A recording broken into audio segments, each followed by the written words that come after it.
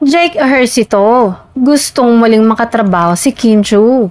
Bukod sa bagong proyekto niya sa Dreamscape Entertainment, inamin ni Jake Ejercito na isa sa mga nais pa niyang mangyari sa kanyang showbiz career ay ang muling makatrabaho si Kim.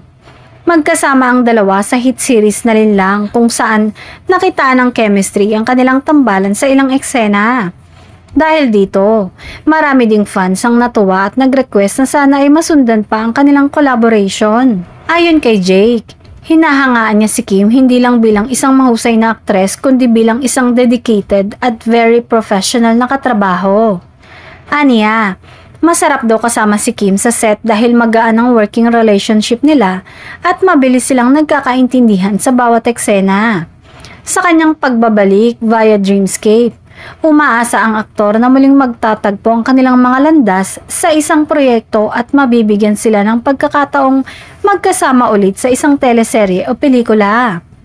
Sana someday magkatrabaho ulit kami ni Kim.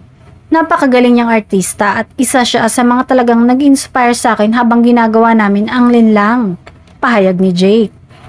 Ngayon, excited na ang mga tagahanga kung matutupad nga ba ang hiling ng aktor na makasamang muli si Kim Chu sa susunod niyang mga proyekto.